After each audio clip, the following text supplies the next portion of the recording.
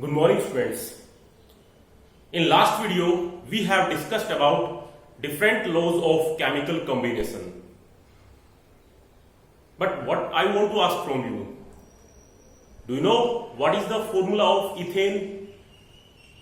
Yes, of course, it is C2H6. This is molecular formula of ethane, C2H6. But can you find the simplest whole number ratio between atoms present in these molecules? Carbon and hydrogen. It will be what? If molecular formula is C2H6, then the simplest whole number ratio will be 1:3. 1 for carbon, 3 for hydrogen. CH3 will be the empirical formula. So let us discuss about these new topics, and these are empirical and molecular formula. We will study this topic under the chapter names Some Basic Concepts of Chemistry. Now, what do we mean by empirical and molecular formula? We should have the knowledge of empirical and molecular formula. So, empirical formula of a compound is the chemical formula which expresses the simplest whole number ratio of atoms of the various elements present in one molecule of the compound. Let us take an example. We have empirical formula of benzene is CH. Benzene, जिसके फॉर्मूले के बारे में अगर हम बात करते हैं, जिसको हम C6H6 से रिप्रेजेंट करते हैं, लेकिन इसका एम्पिरिकल फॉर्मूला क्या हुआ? CH. वाई? क्योंकि जो कार्बन के 6 और हाइड्रोजन के 6 हैं, 6:6, इट मींस 1:1. तो कार्बन और हाइड्रोजन 1:1 में प्रेजेंट है. That's why empirical formula of benzene will become CH. Likewise, for hydrogen peroxide, we know hydrogen peroxide is H2O2. Its empirical formula will be HO. 2:2 है, इसका मतलब 1:1 है इसका simplest whole number molar ratio. तो हम इसको HO से represent करेंगे when we are telling about empirical formula of hydrogen peroxide. Likewise, if you want to tell about the empirical formula of glucose is represented by formula having C6H12O6 having carbon 6, hydrogen 12, oxygen 6. So what will the simplest whole number molar ratio? 1:1. 6 1 ja 6, 6 2 ja 12, 6 1 ja 6. Ratio will become 1:2:1. That's why empirical formula of glucose will be CH2O. So this is the empirical formula. हम कह सकते हैं empirical formula हमें बताता है उस compound के, उस मॉलिक्यूल के अंदर जो एलिमेंट्स प्रेजेंट है, उन एलिमेंट्स के एटम्स के बीच में क्या रेशियो है. देखिए जरा आप यहां पे ग्लूकोज के अंदर अगर हम कहें, ग्लूकोज का जो हमने कंपाउंड लिया उसके एक मॉलिक्यूल के अंदर 3 एलिमेंट प्रेजेंट है, कार्बन, हाइड्रोजन और ऑक्सीजन. और इन तीनों एलिमेंट्स के अंदर हमें एटम्स के बीच में, देखिए आप डेफिनेशन को इसमें ये लिखा है simplest whole number ratio of atoms. तो इन एटम्स के बीच में क्या रेशियो बन रहा है? जो सिंपलेस्ट बन रहा है, और सिंपलेस्ट क्या बनेगा? 1:2:1. So the empirical formula of glucose is CH2O. Now we'll study about molecular formula. Molecular formula of a compound is the chemical formula which represents the true formula of its molecule. It expresses the actual number of atoms of various elements present in one molecule of compound. ये एक actual या true formula है वो हमें बताएगा कि उस compound के, उस मॉलिक्यूल के अंदर जो एलिमेंट्स प्रेजेंट है, उन एलिमेंट्स में जो एटम्स है उनका एक्चुअल रेशियो क्या है। ये सिंपलेस्ट रेशियो नहीं बताएगा, ये आपको बताएगा एक्चुअल रेशियो क्या है। Now think about that molecular formula of benzene. हम बेंजीन को रिप्रेजेंट करते हैं C6H6, क्योंकि इसमें कार्बन के 6 एटम्स है और हाइड्रोजन के भी 6 एटम्स है। That's why molecular formula of benzene will be C6H6. If you talk about hydrogen peroxide, hydrogen peroxide का मॉलिक्यूलर फॉर्मूला हम H2O2 क्यों लिखते हैं? क्योंकि इसमें हाइड्रोजन के 2 एटम्स हैं और ऑक्सीजन के भी 2 एटम्स हैं। So this is the actual formula, or we can say true formula of a molecule of compound. Likewise for glucose, it will be C6H12O6. तो याद रखिएगा, मॉलिक्यूलर फॉर्मूला एक्चुअल नंबर बताता है एटम्स के ratio के बीच में, वहीं पे इंपिरिकल फॉर्मूला उन एटम्स के बीच का सिंपलेस्ट रेशियो बताता है। This is the difference between empirical and molecular formula.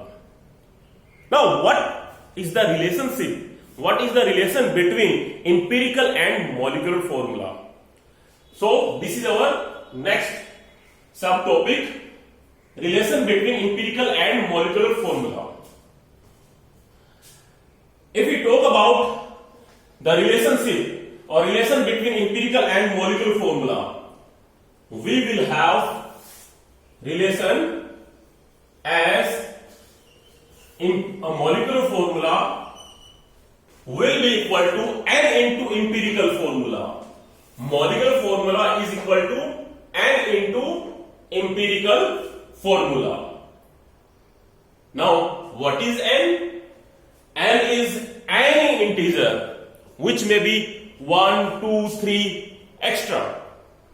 n कोई भी नंबर हो सकता है जिसको हमें मल्टीप्लाई करना पड़ेगा, और वो n का नंबर हम कैसे निकालेंगे वो मैं आपको बताऊंगा। वो निकालने का तरीका क्या होगा वो आगे एक प्रॉब्लम लेके बताया जाएगा। नाउ लेकिन अगर आप n को निकालना चाहते हैं तो आपको क्या अप्लाई करेगा, क्या अप्लाई करोगे? n is equal to molecular mass by divided by empirical formula mass. Molecular mass by empirical formula mass. अब मॉलिक्यूलर मास आपको इस प्रॉब्लम में दिया भी जा सकता है, और अगर मॉलिक्यूलर मास ना दिया हो, आपको वेपर डेंसिटी दे रखी हो, vapour density is the density of vapour और any gas in comparison to hydrogen under the same condition of temperature and pressure. हम हाइड्रोजन के कंपेयर में किसी और गैस के वेपर की डेंसिटी जब चेक करते हैं तो उसे हम वेपर डेंसिटी कहते हैं। It may happen in your exam, either the molecular mass will be given or the vapor density will be given. अगर आपको मॉलिक्यूलर मास दिया जाता है तो आप n की वैल्यू निकालने के लिए मॉलिक्यूलर मास की वैल्यू को यहां पे रख दोगे, और इंपिरिकल फॉर्मूला का जो मास आप कैलकुलेट करोगे उसको यहां रख दोगे।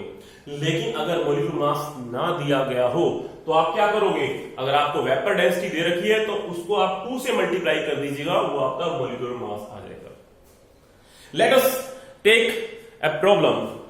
We have a problem and that is a compound contains 4.07% hydrogen, 24.27% carbon and 71.65% chlorine. Its molar mass is 98.96 gram. What are its empirical and molecular formulas? अब आप ये देखिए, यहां पे आपको परसेंटेज दे रखी है जो जो एलिमेंट इस कंपाउंड में प्रेजेंट है। ये जो एलिमेंट्स प्रेजेंट है इनकी हमें परसेंटेज दे रखी है। आप देखते हो हाइड्रोजन की परसेंटेज दे रखी है यहां पे, ये आपको कार्बन की परसेंटेज दे रखी है, और ये क्लोरीन की परसेंटेज दे रखी है, और मोलर मास इसका ये दे रखा है 98.96। याद रखिएगा, जब भी हम किसी प्रॉब्लम को सोल्व करते हैं तो हमें पहले देखना होता है कि पूछा क्या गया है। पूछा हमसे क्या गया है? Empirical and molecular formula. This is our question. उसके बाद में हम देखते हैं उसके अंदर हमें क्या डेटा मिला है। हमें डेटा मिला है एलिमेंट्स की परसेंटेज या एलिमेंट्स का मास। तो हमें एलिमेंट का मास मिला है, उनकी परसेंटेज मिली है, इसके अलावा हमें मोलर मास दिया गया है। Now how we will solve it? First we will write step 1 and that is to calculate the empirical formula. सबसे पहले हम इंपिरिकल फॉर्मूला को कैलकुलेट करेंगे। Now how empirical formula can be calculated? First of all we will make a table in which these headings will be written on these blocks, and these are element symbol, percentage of element, atomic mass of element, moles of element, simplest molar ratio and simplest whole number molar ratio. So this is given to us. Now how we will calculate? सबसे पहले हम element जो भी दे रखे हैं वो कौन कौन से दे रखे हैं? Carbon, hydrogen, chlorine. ये तीन एलिमेंट हमें दिए गए हैं, कार्बन, हाइड्रोजन और क्लोरीन। उनका हम सिंबल लिख देंगे, कार्बन का C, हाइड्रोजन का H और क्लोरीन का Cl। नाउ परसेंटेज या जो मास हमें दिया गया वो कितना दे रखा है? आप देखिए, कार्बन का 24.27% दे रखा है, उधर से हाइड्रोजन का 4.07% दे रखा है और क्लोरीन का हमें 71.65% दे रखा है। तो ये तीनों एलिमेंट का हमारे पास मास है, तीनों एलिमेंट का ये हमें मास दिया गया है। आप ये बात याद रखिए, अगर हमें तीन एलिमेंट दिए भी गए हैं, उनमें से सिर्फ दो का अगर मास दे रखा हो, अगर दो का भी मास दे रखा है, तो हम तीसरे का कैलकुलेट कर सकते हैं। How will calculate the mass of third element? By adding masses of two elements and subtracting it from 100, क्योंकि हम जानते हैं पूरे कंपाउंड की जो परसेंटेज होगी वो 100 में से निकाली जाएगी। 100 होगी, तो अगर तीनों एलिमेंट्स की परसेंटेज मिला के 100 है और इन दोनों की 24.27 प्लस 4.07 बनती है, तो आप ये लगा के चलिए 28.31 या समथिंग जो भी बनेगा, वो आपका जो बनेगा उसको आप किसमें सब्सट्रैक्ट कर दोगे? 100 में से। इन दोनों को जोड़ने से 28 समथिंग बन रहा है हमारे पास, अप्रोक्सीमेट 28 के आसपास बन रहा है। तो वो जो बनेगा इन दोनों को जोड़ के, उन दोनों को जोड़े हुए हम अगर तीसरे एलिमेंट का निकालना चाहते हैं तो 100 में से इन दोनों के जोड़ को सब्सट्रैक्ट कर देंगे, तो हमारे पास तीसरे एलिमेंट का मास या उसकी परसेंटेज निकल जाएगी। Now next column is atomic mass of element. We know atomic mass of carbon is 12, hydrogen is 1, and for chlorine is 35.5. And in next column we have moles of elements. How will we calculate moles of elements? Moles of element can be calculated as given mass by atomic mass. Otherwise we can also write percentage by atomic mass. तो percentage हमें कितनी दे रखी है? 24.27 divided by atomic mass कितना है? 12.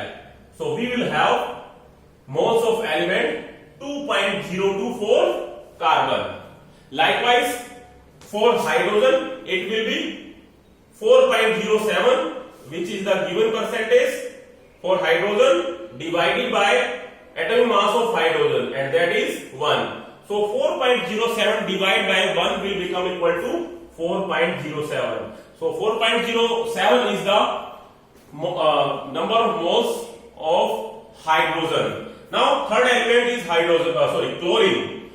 So how we will calculate moles for chlorine? In same manner, moles of elements we will have for chlorine 71.65. This is the percentage of chlorine divided by atomic mass of chlorine, and that is 35.5.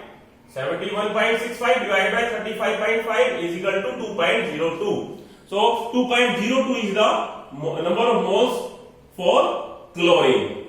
Now other two blocks or other two columns are vacant. इन्हें हम कैसे करते हैं आगे देखिए, मैं आपको बताने जा रहा हूं हम सिंपलेस्ट मोलर रेशियो कैसे निकालेंगे। आप देखिए यहां पे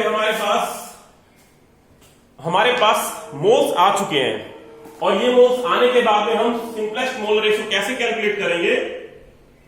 जो भी हमारे पास मोल्स आए हुए हैं, जैसे कि कार्बन के लिए आपके पास 2.02 आया हुआ है, उसको आप इन तीनों में से कार्बन, हाइड्रोजन और क्लोरीन में सबसे पहले ये देख लीजिएगा सबसे छोटा कौन सा है। आप देखिए सबसे छोटा 2.02 है या 4.07 है। अगला तो आपका 2.02 है। तो हम जानते हैं इन तीनों में आपका मोल्स कौन सा छोटा है, 2.02।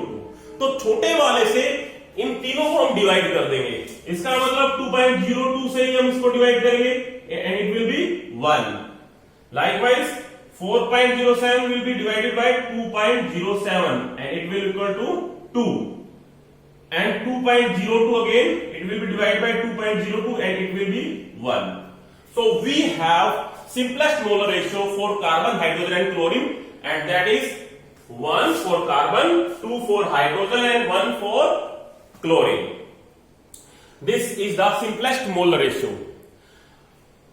हम इसको simplest whole number molar ratio में कन्वर्ट करेंगे। हम जानते हैं इस केस में, इस एग्जांपल में हमारे पास ये तीनों ही नंबर होल नंबर ऑलरेडी हैं, पहले से ही हैं, तो हम इसको एज इट इज लिख देंगे 1 2 1। सोचिए अगर मान लो यहां पे आपका 1.5 होता, ये 2.5 होता, ये 1.5 होता, तब आप क्या करते? मान लीजिए इतना आया होता, तो अब आप क्या करते? इसको आप होल नंबर में कन्वर्ट करने के लिए तीनों कितने से मल्टीप्लाई कर देते? कम से कम जो नंबर मल्टीप्लाई किया जाए ताकि वो होल नंबर में कन्वर्ट हो जाए। तो छोटा नंबर कौन सा होगा जिससे कि इन तीनों को होल नंबर में कन्वर्ट किया जा सकता है? That is 2। तो 1.5 into 2 it will become 3, 2.5 into 2 it will become 5, 1.5 into 2 it will become 3। लेकिन इस केस में हमारे पास वैल्यू क्या है आई है? 1 for 8, 2 for 8 and 1 for 8। तो इस केस में हमने वही molar ratio whole number molar ratio में लिया है क्योंकि हमारा जो मोलर रेशियो निकल के आया वो होल नंबर में ही आया है। Now what is our second step? Second step करने से पहले हमें जानना होगा इसका एम्पिरिकल फॉर्मूला हमारे सामने क्या है। क्योंकि कार्बन के पास में 1 है रेशियो, हाइड्रोजन के पास में 2 है और क्लोरीन के पास में 1 है। तो इसका मतलब carbon ratio, hydrogen ratio, chlorine. तो कार्बन का 1 है, हाइड्रोजन का 2 है और क्लोरीन का 1 है। ये हमारे पास में इनके बीच में रेशियो देखने को मिल रहा है। तो इसका मतलब क्या रेशियो बना, क्या फॉर्मूला बना हमारा? CH2Cl and this is the empirical formula. ये हमारा एम्पिरिकल फॉर्मूला है इस प्रॉब्लम के लिए। Now what is the second step? Calculation of empirical formula mass.